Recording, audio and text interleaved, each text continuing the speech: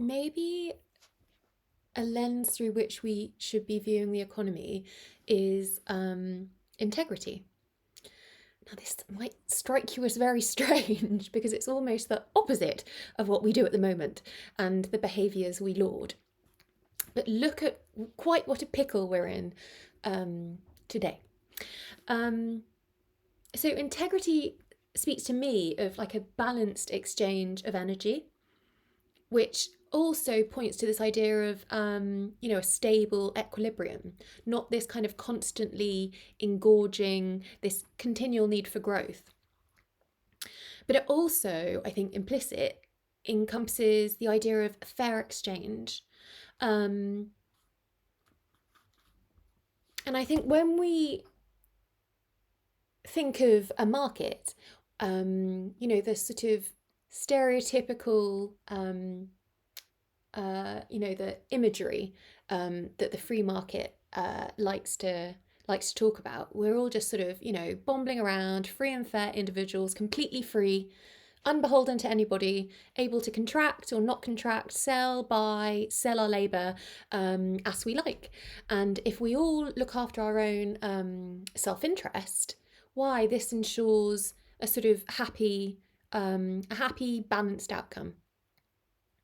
But if we dig under the layers of this sort of notion of a market, we'll see that although no one is compelling us to do anything in an overt way, as if, say, in a totalitarian state, you'd be like, you do this or you're locked up, the coercion of the state. Lying behind this is coercion. There is everything is being usurped and pulled into capital controlled markets. Land is not freely available. We can't just go and pitch up and start and cut down some trees and burn that for energy and grow. We can't. We're not allowed to do that anymore. So the land beneath our feet, our material sustenance, means of clothing ourselves, for all of this we must submit to the market. And given that compulsion to survive, we need to then start analysing, okay, if we're all forced, then we need to start looking at the dynamics of power. Who has more resources, who has more power, and is more able to set the bargain to their advantage. So really, I find the entirety of economics is an elaborate dance in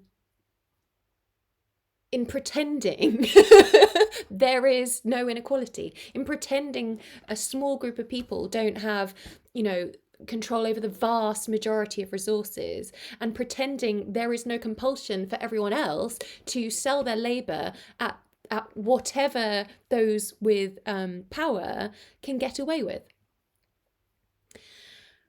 And this is why, sorry, there's quite a lot in this. This is why the existence of unemployment is so crucial for this balance of power between those selling their labour, the 99%, and those buying their labour in order to grow their wealth even further.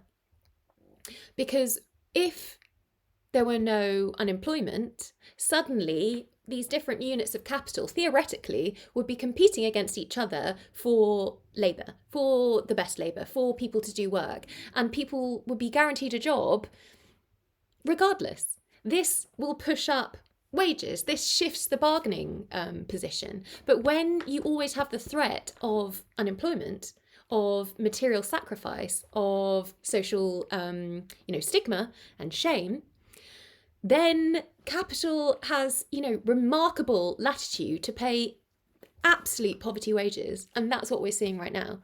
And so this is why I find the notion of free and fair bargaining, or they don't really call it that, but it's just individuals free in a market, pursuing their own self-interest, and we arrive at a happy medium, completely obscures the reality of markets, which is that essentially it's crystallizing.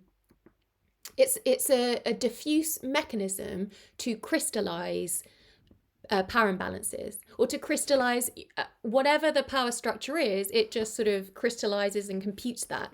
So in essence, it is a system for the perpetuation of the current power without highlighting that or calling it out.